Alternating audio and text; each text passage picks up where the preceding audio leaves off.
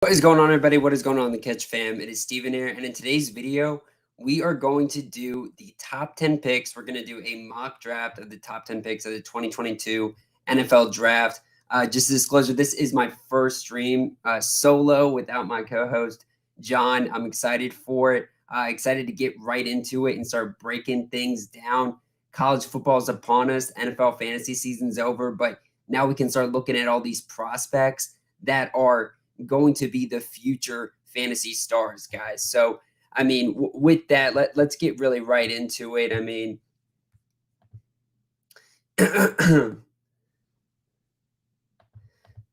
let's see here. Yes. Okay, so I'm pulling up, I'm using on PFF's website. I am looking at their mock draft simulator, which you guys can do as well to kind of mock your own mock drafts. And if you ever do mock any mock drafts, we encourage you guys to send it our way or let us know in the comments, as always, to what you all are thinking about in terms of who's going to go where and what teams are best fits for certain players. Also, let us know what you think in terms of what prospects fit certain teams based off the scheme and fit, and what prospects you want to see more of as well. With that said, let's get right into it. Let's get into the top 10 draft picks for this fantasy season, or for this NFL draft. Up at first, we got the Jacksonville Jaguars. Obviously, a big concern for them is making sure Trevor Lawrence is taken care of. Offense took a big hit. The entire team, quite frankly, took a big hit because of what Urban Meyer did to this squad. But you look at this team as a whole, they need to get better in a variety of places, right? They obviously have Josh Allen coming off the edge. He's a really good young pass rusher. We saw what he did to his other little brother, maybe Josh Allen for the Buffalo Bills, right? He destroyed him. But, there's a couple scenarios that I think the Jacksonville Jaguars are going to look at. They're going to look at building in the trenches, whether that's Aiden Hutchinson, Kayvon Thibodeau, or Evan Neal. I think those are the three picks that they're going to be looking at here. One on the offensive side with Evan Neal, my favorite tackle out of the draft at Alabama. Dude's built like an absolute tank. And then you got Aiden Hutchinson and Kayvon Thibodeau. I'm going to say that they're going to go with the best player available, a true culture guy. I think they're going to go with Aiden Hutchinson here. This dude for Michigan this season was consistent from day one. That's what really gives him the edge for me over a guy like Kayvon Thibodeau, who had injury concerns. Kayvon, though, is built like an absolute tank. Huge player, very freaky athletically. Kind of reminds me of who the Texans drafted back in the day, Mario Williams, right? But his run stopping ability is one of the best in this draft, guys.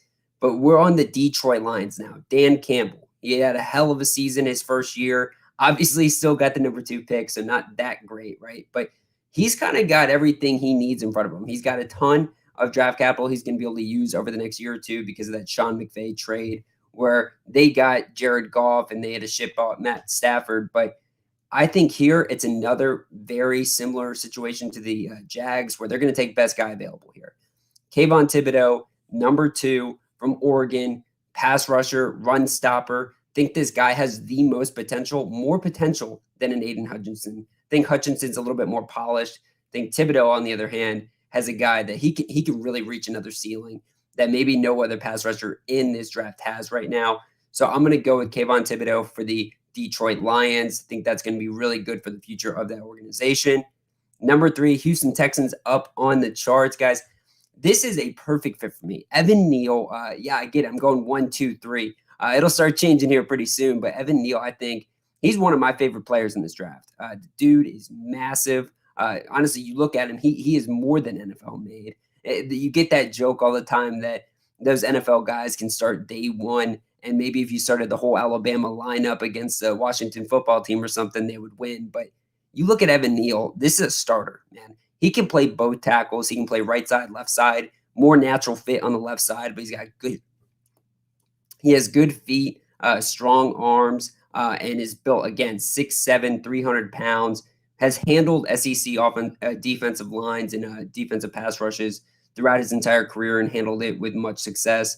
And there's also that sentiment, too, that when you're built in an organization like Alabama and you see your old teammates over the years get drafted very highly, have good careers, that ends up doing something for you too. It gives you not only that motivation, that momentum, but it also gives you that strong network that every year you know who you can train with, you know who you can learn things from, right?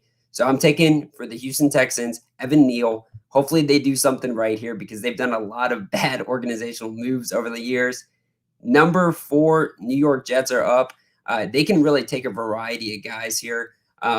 Really, on the defensive side of the ball is, I think, where they're going to really be trying to attack in the first round. They've got a couple picks in the top 10, right? They get number 4, and then they get to circle back here at number 10. And so if I'm the GM here looking at what I can do here, I'm taking Derek Stingley Jr. This is by far the best corner in the draft. Past 2 seasons, he's been banged up, but his first year in college, man, he had one of the highest PFF graded corner seasons ever, and he is a absolute lockdown corner.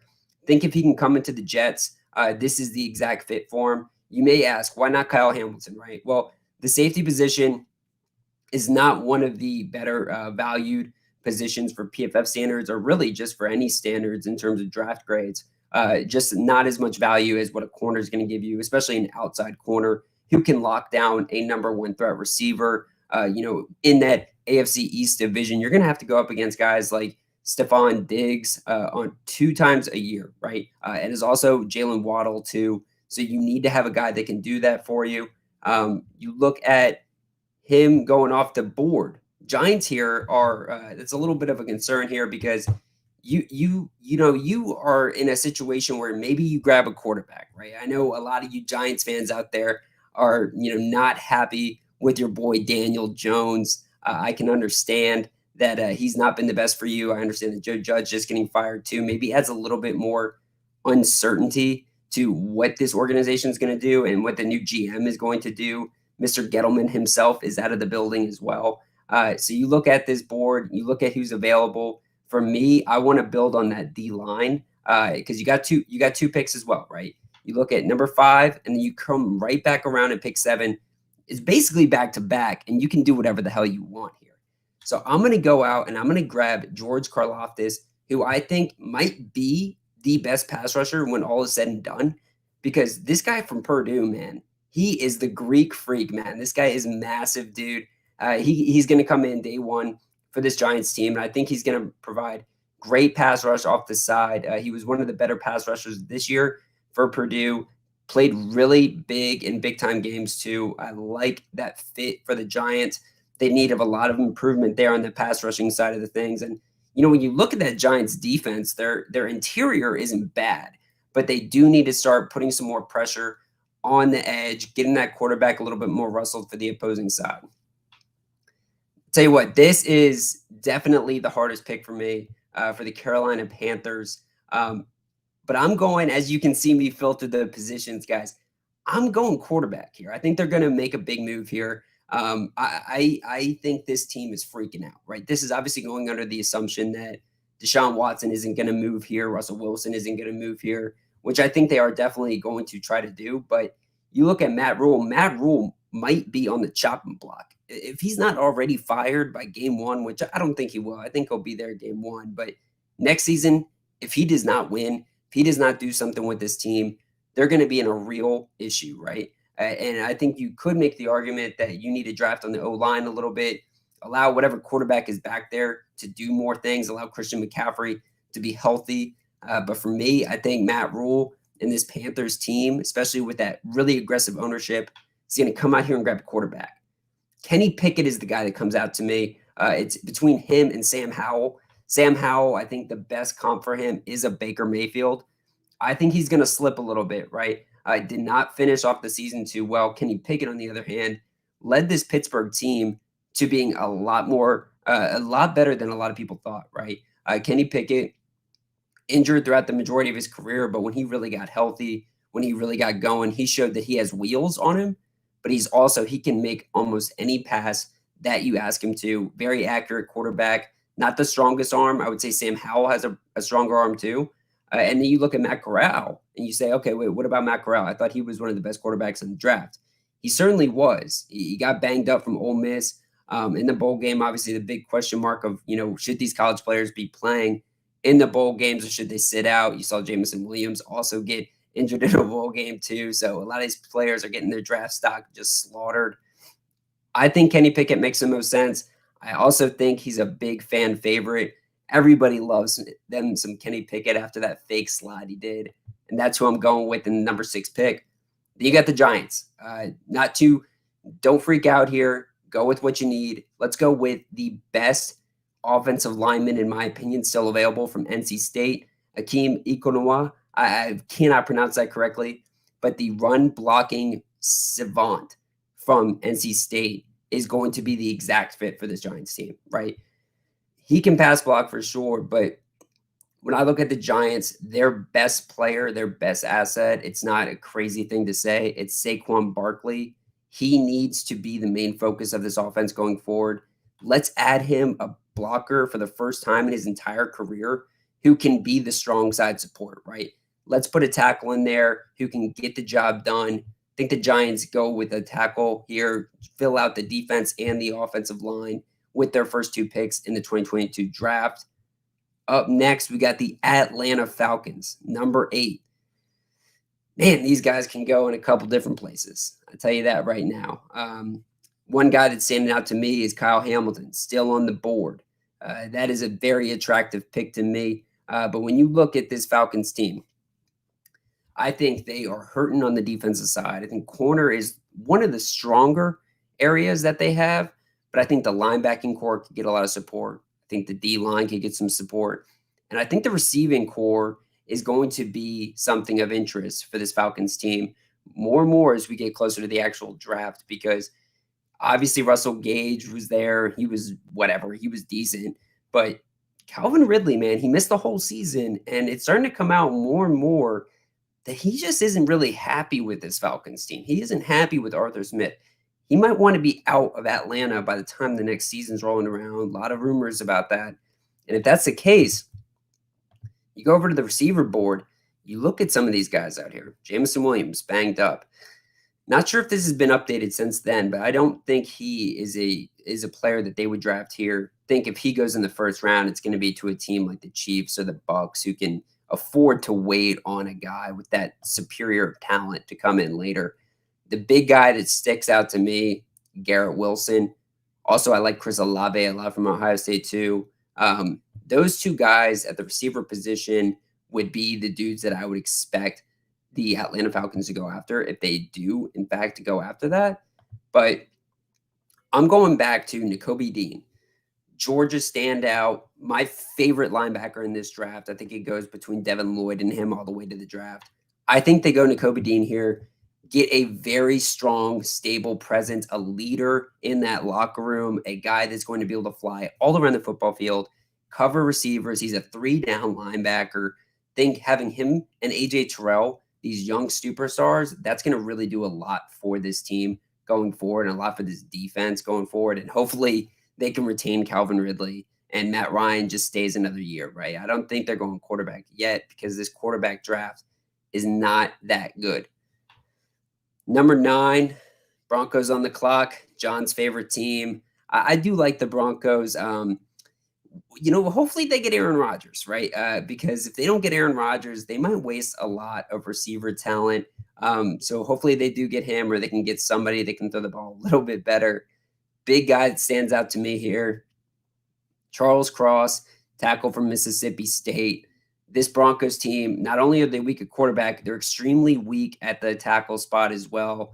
Offensive line was pretty horrendous. Garrett Bowles is, in my mind, one of the worst linemen that's on a starting squad right now. So let's get a replacement for him. Let's shore up that left side of the line a little bit and allow our quarterback to feel a little bit more protected, to throw it to guys like Cortland Sutton, Jerry Jeudy, Noah Fant, Tim Patrick. We got a ton of skilled players out there, and you obviously have Javonte Williams too, maybe Melvin Gordon, but you at least have Javonte, so you got a lot to build around. Let's get a tackle in there to allow these skilled guys to do what they do best. Number 10, don't worry, guys. I'm not going to wait any longer. Kyle Hamilton's going to come off the board here, and if you're a Jets fan, you have to look at this. You have to look at what is going to happen here. Derek Stingley Jr. from LSU, in my mind, the best corner in this draft, coming off the board at number 4.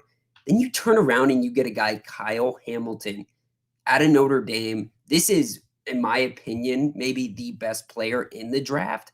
Kyle Hamilton's amazing, guys. If you haven't seen his film, you haven't seen his tape, before the injury at the back half of the year, this dude was just a monster, bro. It's actually it's kind of crazy that Kyle Hamilton might be a first round pick, like a first draft pick, by Detroit or by Jacksonville, whoever is at number one. But I'm taking him here. I'm taking him here for the Jets, and I think they really shore up that defense. And the defense is going to be no more of a concern for the Jets going forward. They are now going to be in a position to stop that explosive offense in the Bills in their division. And hey, the Pats can do it too with Mac and Cheesy, Mac Jones. The Patriots have been improving on the offensive side of the ball as well. But with that said, guys, that has been the top 10 draft picks in the 2022 draft. As you see here, the PFF website is going through simulating the rest of the picks in the first round. So we'll take a look at those two. We'll take a look at some notable ones. You saw a lot of offensive linemen go off the board in the top 10. And I'm pretty sure in that. I'm pretty confident in that. I think that a lot of linemen are going to go off the board. I think that's the richest spot here outside of corner. I think corner is very deep. You're going to see a lot of really good corners go late in the draft. Okay, we see here. Okay, for some reason, it's making me pick the Detroit Lions here. Okay, all right. Well, hey, we talked about it earlier. Detroit, they need as many high rich talent players as they can. Kenyon Green is a really good guard out of Texas A&M. He actually played a little tackle too. Wouldn't be surprised if they made a move there, but they've got such a good offensive line. I'm not too concerned about that. But one guy that stands out to me, Jahan Dotson for Penn State, receiver, probably the best hands in the draft in my mind at the receiver position. He's still available. I think he's definitely going to go there. But I talked about him earlier. Chris Olave, he's available at the back half of this draft for Detroit. Put him in there, right? Obviously, we got Amon St. Brown. Think he's going to be really good for the Lions going forward. But let's add another tool to Jared Goff or whoever the hell is throwing the ball for these guys going forward. Let's see here. Is that the last guy they're going to make me pick? All right, they're going to keep going here. But yeah, guys, like I said, so that's the 22 NFL draft. And for you guys watching right now, this is the first time I'm streaming, right? So I'm gonna try to get more comfortable with this setup. I'm gonna try to keep going through these streams and get to know more about these college prospects. I want you guys to let me know what prospects you like, as I said earlier, because I'm getting to know more and more about these guys. Like I mentioned earlier, Devin Lloyd, my second favorite linebacker. The mock draft had him going to Cleveland. This guy is amazing. I'm not sure he'll go to Cleveland. I like him in Philadelphia. And Ahmad Sauce Gardner for Cincinnati had the best corner season this entire year for Cincinnati. That dude can match up against any receiver. I mean, he was truly amazing. Yeah, it was a fun draft here. That was pretty fun, actually. But guys, like I said, please let me know in the comments. I know I was not too active in responding to the comments today, just getting more used to the system of streaming. If you're watching, I appreciate you bearing with me and appreciate you dealing with kind of the kinks of getting through it. Let's see here. I'm taking a look at the comments now. Thrift Chef Gaming. What is up, my guy? Anthony, come on, throw in pick 12. Hey, we'll get to it, man. I'm hoping next week I'm actually gonna run a full first round draft and I will be responding to comments. I'm gonna do a lot of mock drafts, a lot of top prospects at each position, and I'm gonna probably be doing a majority stream, right? So I'd expect maybe in the first week we're gonna see me get more comfortable with that. See, Thrift Shop Gaming out here talking shit about Carson Wentz. I gotcha. Well, Frank Wright came out, actually, and Chris Ballard came out, and they're not too supportive of my guy, Carson Wentz. So I don't think he'll be on this team much longer. Anthony, do the Vikings pick also? Not in the top 10, but they will definitely be picking in the first, and I think they got a couple guys on their mind. I kind of like the corner spot for them, honestly. Even though they've been drafting a lot there over the past couple of years, they do have some young talent for sure. Let's see, Thrift Shop Gaming asking some more. So how many of these teams trade out of the top 10? That's a really good question. Actually, number one, I think makes the most sense. I think the Jaguars, if they're smart here, think they trade out. There's a lot of other guys that they could beef up on, and I don't think anybody in this draft is like real standout as being worthy of a number one pick. And that's no shade on Aiden Hutchinson or Kevin Thibodeau. I just think that you can come in there, get some other really good guys later in the draft, and I know some people are going to be trying to jump up, right? I also think the Eagles might be one of those teams that trade up because they've got 3 picks in the first round. And obviously, they've got a lot of needs. Corner, linebacker, predominantly is that where I think they're going to be attacking. But I wouldn't be surprised if they also trade up for a elite pass rusher or one of those elite defensive ends, like a Kayvon Thibodeau, who has great upside. Not sure they'd be as in the market for an Aiden Hutchinson, though, who's a little bit more polished, but in my mind might have a little bit lower of a ceiling.